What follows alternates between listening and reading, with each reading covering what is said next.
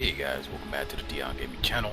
Today we're actually gonna go into the test server of the launch tech server, which means here you get all your cars as you see right there, get everything upgraded 3, charged to 3. You also get to open up some package if you want to see like the outcomes of every game, and you get like one free booster pack. Pretty cool, right? So this pretty much is going to be the deck. Is called the Batariel, one-man army, and this is my version of it.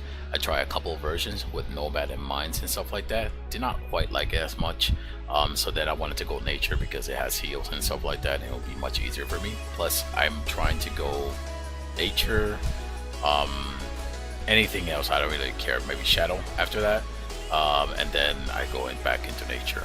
Now, here's the funny, hilarious part about this build is that I'm not using any tier 2, and the reason that is because when you're using RPVE, you have your partner with you, and he's supposed to help you get to the tier 3. Once you get to tier 3, it's pretty much over. You just use enlightenment and you move on forward. Here I tried testing the Nexus portal, which I don't think I'm going to keep it in the deck, but this is just in case if something really bad happens. I can actually put the portal so long as there's a ground unit, so I can just literally teleport anywhere so long as there's a ground unit. Obviously, if that portal gets destroyed, my portal in the back gets destroyed, so I have to keep it away from wells and stuff like that. So as you see, I'm trying to get to the tier 2 area without any help from anybody. So what I try to do is I try to use root, which is actually much easier, and Surge of Light. Once I was able to actually destroy one of the camp, I retreated, healed up a bit, and then I went back down for the next second camp.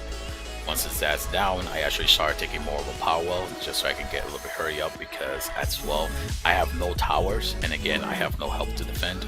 So there are some part on this area, not this one there right near, the one that's coming up, where I actually had to just go ahead and do a timer run before they destroy my power wells and destroy my monuments, because again I have nothing to clear the area and I'm losing time during this time.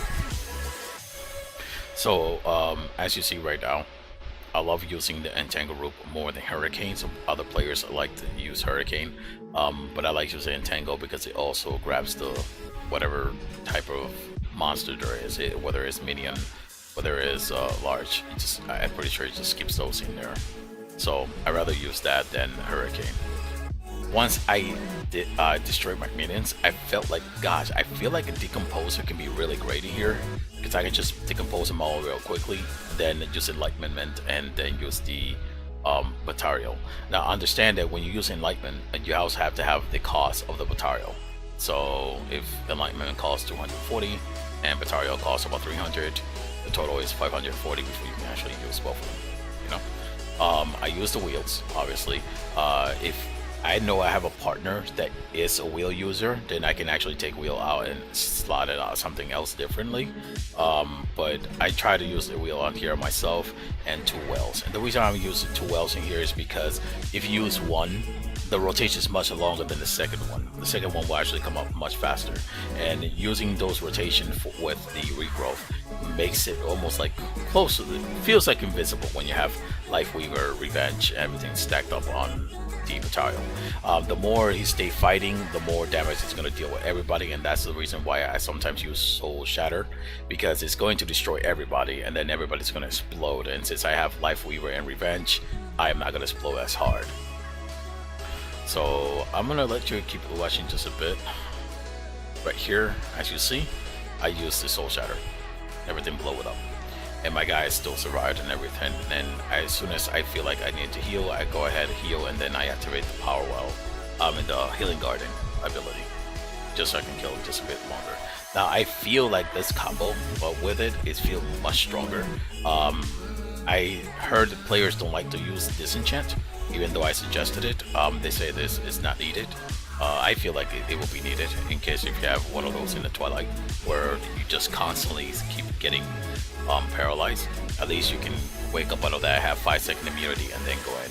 Now again, everything is getting destroyed, so I have only like a little bit to fight the last boss. So I wanted to see it right here in this action, and then I was able to actually destroy everything until they destroyed my monument, and I couldn't use it on my spell and stuff like that. So I quit it during this time, but that's pretty much going to be it. If you guys are interested in knowing the list, I can actually show you.